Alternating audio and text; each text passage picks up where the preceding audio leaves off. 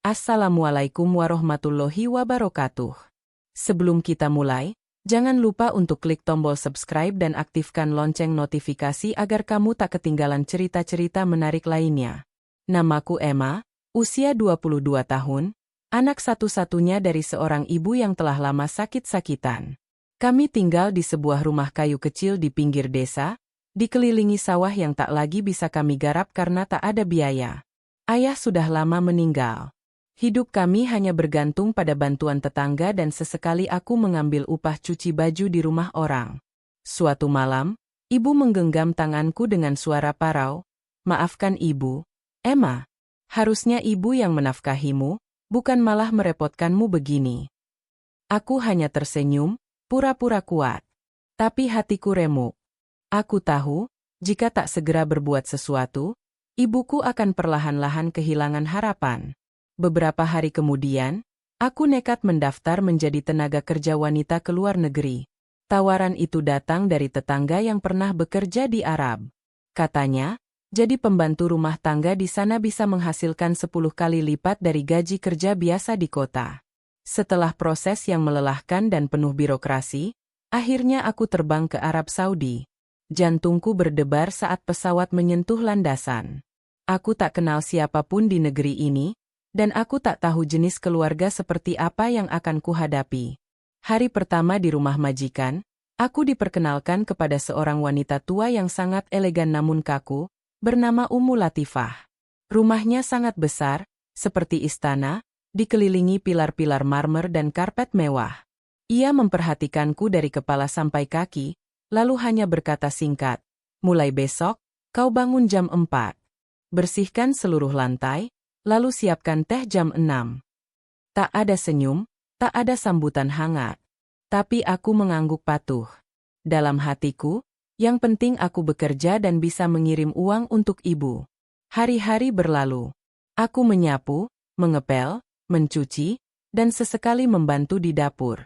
Aku tidak banyak bicara, hanya fokus bekerja. Anak majikanku, seorang pria yang jarang terlihat, hanya sesekali muncul lalu pergi lagi. Wajahnya tampan tapi dingin. Ia hanya menyapa sepatah kata dan lebih sering menatap kosong ke jendela ruang kerja. 1 minggu berlalu, dan di suatu malam yang sunyi, aku dipanggil ke ruang kerja Ummu Latifah. Jantungku berdebar. Ada apa gerangan? Ia menatapku lama, lalu berkata dengan suara datar, "Aku ingin kau menikah dengan anakku. Dia butuh istri, dan aku memilihmu." Aku terpaku. Tak percaya dengan apa yang kudengar. Aku mematung. Kata-kata Ummu Latifah menggema di telingaku, seakan waktu berhenti. Menikah?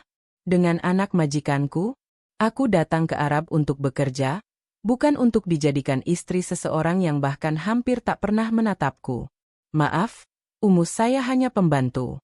Saya datang ke sini untuk mencari uang, bukan untuk menikah, jawabku pelan, penuh ketakutan. Namun wajahnya tetap tenang. Ia bangkit dari duduknya, berjalan pelan mendekatiku, lalu berkata dengan suara yang berat tapi tegas, "Kau berbeda dari yang lain. Kau jujur, sopan, dan rajin. Anakku telah lama sendiri. Ia butuh wanita seperti kau. Dan aku ingin cucu dari darah keluarga kami. Jika kau menolak, maka kontrak kerjamu selesai di sini." Ancaman itu menusuk seperti belati.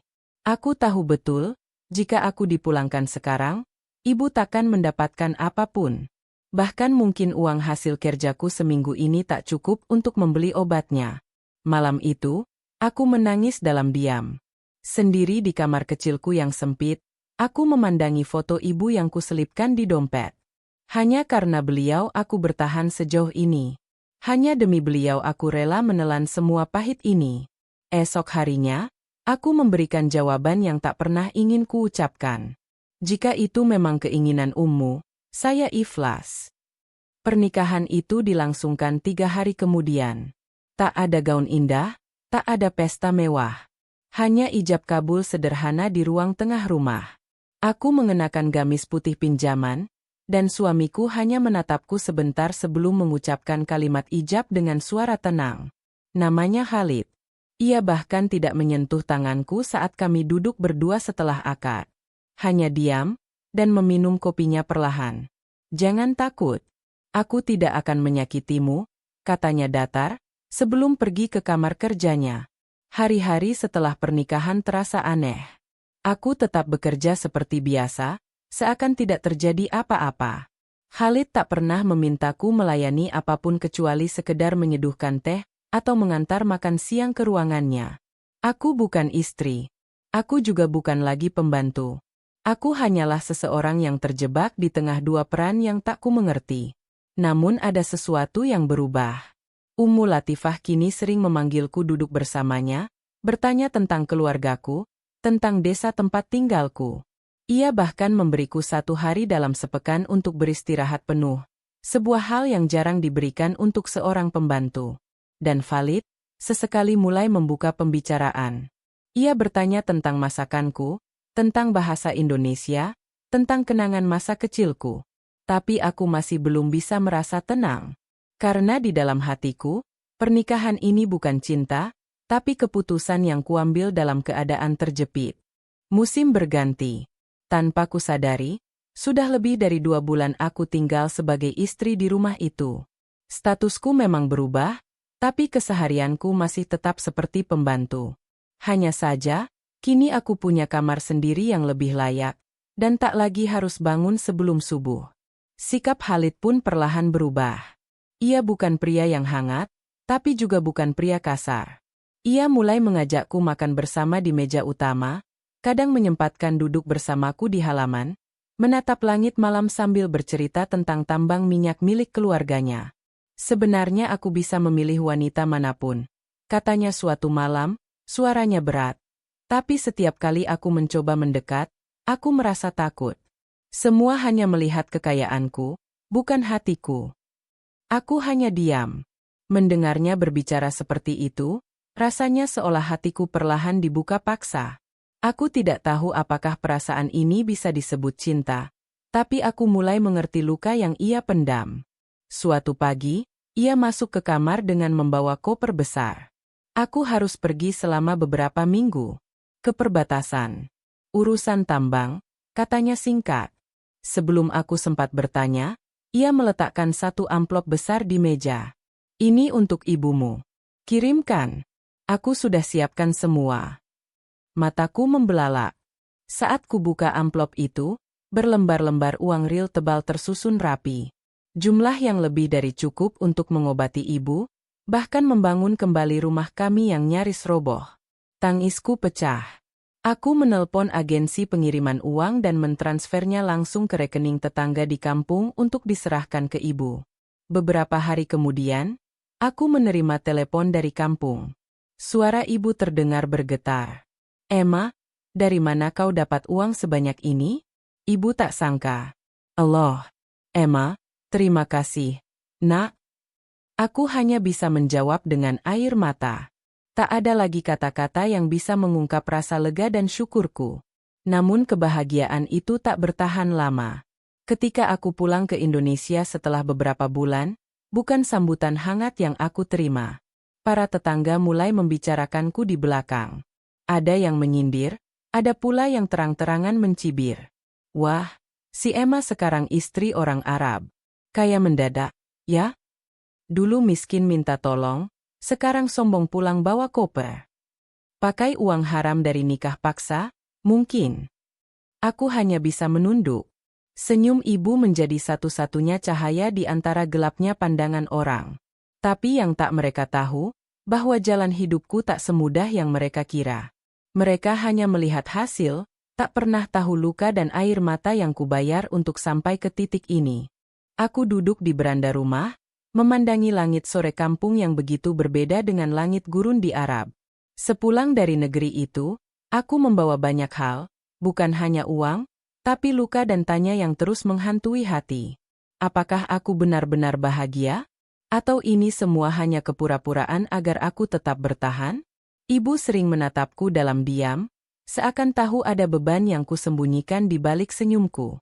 Ia tak banyak bertanya, cukup memelukku tiap malam dan berdoa agar aku tetap kuat. Hari demi hari, gosip makin liar. Ada yang bilang aku dinikahi karena hamil, Ada juga yang menyebutku wanita penggoda. Aku tahu, bagi mereka, perempuan miskin yang tiba-tiba menjadi istri pengusaha Arab hanyalah bahan gosip murahan. Suatu malam, aku duduk sendiri di kamar. Kutatap cincin emas yang masih melingkar di jari manisku. Aku belum pernah benar-benar menyebut Khalid sebagai suamiku di depan orang-orang. Hubungan kami terlalu rumit untuk dijelaskan. Tiba-tiba ponselku bergetar. Sebuah nomor luar negeri. "Emma, bagaimana kabarmu?" Suara Khalid terdengar di seberang. Lembut. "Rindu. Aku ingin menyusulmu ke Indonesia. Kita bicara. Aku tahu ada yang masih menggantung antara kita." Aku terdiam. Napasku tercekat. Ini bukan sekadar percakapan biasa. Ada sesuatu yang akan berubah. Aku tahu itu. Keesokan harinya, Khalid benar-benar datang. Dengan jas hitam sederhana dan senyum kikuk yang jarang kulihat sebelumnya. Ia duduk di ruang tamu rumah kami, berhadapan langsung dengan ibu. "Ibu, saya datang untuk meminta restu. Saya ingin membawa Emma kembali. Tapi bukan sebagai pembantu. Bukan sebagai istri karena dipaksa. Tapi sebagai wanita yang ingin kucintai sepenuh hati."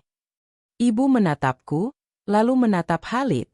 Sunyi menyelimuti ruangan kecil kami. Lalu perlahan, ibu mengangguk. Matanya berkaca-kaca. Aku ingin mengatakan sesuatu, tapi suara Khalid memotong. "Emma, aku tahu mungkin semua ini terlalu cepat. Tapi aku tak bisa lagi menahan perasaan yang dulu kutolak karena takut. Aku mencintaimu. Maukah kau ikut kembali denganku? Tapi kali ini, bukan karena terpaksa, tapi karena kau memilihnya." Mataku basah. Bukan karena sedih. Tapi karena untuk pertama kalinya, aku merasa dihargai, dipilih, dicintai. Hari itu, Khalid tinggal di kampung selama 3 hari. Selama itu pula aku melihat sisi lain dari dirinya yang tak kutemukan selama di rumah besar Arab sana. Ia mau duduk bersama warga, menyapa para tetangga, bahkan ikut menyalami anak-anak yang bermain di tanah lapang. Tapi sayangnya, kebaikannya tak diterima dengan mudah. Di belakang kami, cibiran makin menjadi. Pura-pura dermawan, padahal nikah sama pembantu sendiri. Perempuan itu memang licik, tahu-tahu jadi nyonya besar. Cuma modal muka lugu, bisa nikah sama orang Arab kaya. Aku tahan semua itu. Tapi ibu tidak. Ia mulai gelisah setiap mendengar bisik-bisik tetangga. Ia bahkan sempat meminta agar aku tak keluar rumah terlalu lama. "Aku takut kamu dipermalukan, Emma," katanya. Aku tersenyum. Biarlah mereka berkata, Bu. Yang tahu bagaimana aku bertahan, hanya Allah dan kita. Namun malam itu menjadi titik yang tak terlupakan. Saat sedang duduk bersama Khalid dan ibu di depan rumah, segerombolan warga datang dengan nada tinggi. "Kami ingin tahu niatmu sebenarnya, Tuan Arab," ujar salah satu pria yang aku kenal sebagai Pak Wahid, ketua RT. Khalid berdiri dengan tenang. "Aku tahu kalian tak percaya padaku. Tapi aku datang bukan membawa kebohongan. Emma adalah wanita yang rajin, jujur, dan rendah hati. Tak banyak orang di dunia ini seperti dia. Harta bisa dicari, tapi wanita seperti dia, hanya ada satu." Warga terdiam. Bahkan Pak Wahid tak bisa membalas kata-kata itu. Keesokan paginya, Khalid pamit. Ia harus kembali ke Arab untuk urusan bisnis tambang. Tapi sebelum pergi, ia memberiku secarik kertas. "Tolong datang ke alamat ini. Di sana, kamu akan tahu apa yang sebenarnya sedang aku persiapkan." Sepeninggalnya, aku penasaran.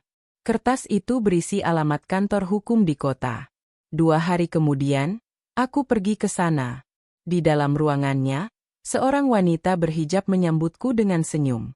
"Selamat, Nona Emma. Suami Anda telah mendaftarkan Anda sebagai pemegang saham atas nama Anda sendiri, dari salah satu proyek tambang minyak milik keluarga mereka di Riyadh." Aku terpaku. Tak mampu berkata-kata. Tangan gemetar menerima dokumen sah yang mencatat namaku. "Dan ini," lanjutnya, "adalah akta kepemilikan rumah di Jakarta. Semua atas nama Anda." Air mataku jatuh. Bukan karena harta itu. Tapi karena aku akhirnya tahu, aku bukan hanya istri karena kasihan, tapi karena cinta yang pelan-pelan tumbuh di tengah keterpaksaan. 2 bulan berlalu sejak Khalid kembali ke Arab. Selama itu, kami hanya berkomunikasi lewat telepon dan video call. Namun tak sekalipun ia melewatkan hari tanpa bertanya kabarku, kabar ibu, dan bahkan kabar sawah-sawah kecil di kampung yang ia ingat sebagai pemandangan yang menenangkan. Tapi kebahagiaan tak serta-merta menutup mulut orang. Rumah yang dibelikan Khalid untukku di Jakarta, jadi bahan gunjingan baru. Pindah ke Jakarta biar makin mudah foya-foya. Dulu miskin, sekarang mentang-mentang punya suami orang Arab. Jangan-jangan dia cuma istri simpanan. Ucapan-ucapan itu kudengar sendiri saat aku pulang sebentar ke kampung. Namun kali ini, aku sudah tak lagi diam. Saat ibu menangis karena seorang tetangga menghina kami di warung, aku berdiri, menggenggam tangan ibu. Bu, mereka boleh saja berkata apapun. Tapi Allah tahu perjuangan kita. Biarlah kebahagiaan kita bukan untuk disorot, tapi untuk disyukuri. Hari berikutnya, aku memutuskan mengundang beberapa warga ke rumah. Bukan untuk pamer, tapi untuk berbagi. Di pelataran rumah kecil kami, aku dan ibu menyajikan makanan sederhana. Aku menceritakan perjalananku, bukan untuk menyombongkan, tapi agar mereka tahu bahwa apa yang kudapat bukan datang tanpa luka. Kalian tahu bagaimana rasanya tidur di lantai dapur? Dicaci hanya karena tak paham bahasa? Disuruh menyikat kamar mandi saat suhu 40 derajat, tapi aku bertahan demi ibu. Demi hidup kami. Hingga majikanku melihat aku bukan sekadar pembantu, tapi manusia. Hening. Bahkan mulut paling nyinyir di antara mereka tak bisa mengeluarkan sepatah kata pun. Tak lama kemudian, Khalid datang lagi. Kali ini dengan berita yang mengejutkan. Ayah ingin pensiun. Ia ingin menyerahkan kendali perusahaan padaku. Tapi dia minta aku membawamu bersamaku ke Riyadh. Bukan untuk bekerja, tapi untuk mendampingiku. Sebagai istri, sebagai pendamping di setiap rapat besar, di setiap keputusan penting. Aku menatap wajahnya yang kali ini lebih tegas, namun tetap membawa kelembutan yang dulu sempat tersembunyi. Kalau kamu siap, ayo kita bangun semuanya dari sana. Aku terdiam. Melihat ibu yang kini tersenyum dengan wajah bahagia, dan mengenang kampung yang penuh kenangan pahit manis. Tapi jauh dalam hati, aku tahu hidup memang harus berani melangkah ke arah yang tak pasti. Hari keberangkatan itu tiba. Bandara Soekarno-Hatta dipenuhi pelukan dan air mata. Aku menggenggam erat tangan ibu. Meski berat melepas, ia tersenyum bangga. Pergilah, Emma, jalani hidupmu.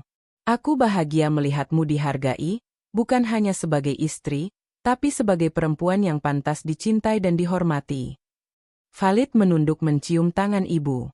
Saya janji akan menjaganya, seperti menjaga hidup saya sendiri. Pesawat membawa kami kembali ke tanah Arab. Tapi kali ini bukan sebagai asisten rumah tangga yang tidur di kamar sempit dan dibangunkan oleh teriakan majikan. Aku kembali sebagai istri dari pewaris kerajaan bisnis tambang minyak. Setibanya di Riyadh, segalanya berubah. Aku diperkenalkan dalam rapat-rapat keluarga, diminta menyampaikan pendapat dalam forum bisnis, bahkan dipuji oleh ayah Khalid karena mampu membuat anaknya percaya diri lagi. Sejak menikah denganmu, Khalid menjadi lebih bijak dan tenang, kata ayahnya, sambil menatapku dalam dengan sorot mata yang jujur. Kau telah menyembuhkan sesuatu yang tak bisa kami bantu. Aku belajar banyak. Dari bisnis, budaya, hingga bagaimana membawa diri di tengah keluarga besar yang punya nama besar. Tapi yang paling indah adalah ketika Khalid tak pernah lupa memelukku setiap malam dan berkata, "Kamu tetap Emma yang dulu. Yang kucintai bukan karena latar belakangmu, tapi karena caramu bertahan di tengah kerasnya dunia." Hari-hari terus berjalan. Di suatu malam yang dingin, aku memandang bintang dari balkon rumah mewah kami. Di tangan, sebuah surat dari ibu yang tiba siang tadi. Emma, orang-orang kampung kini tak lagi mencibir. Mereka justru bangga. Katanya, Emma adalah bukti bahwa siapapun bisa jadi hebat, asal tak menyerah. Bahkan mereka mulai mengirim anak-anaknya bekerja ke luar negeri, Bukan karena terpaksa, tapi karena yakin, ada harapan di balik pengorbanan.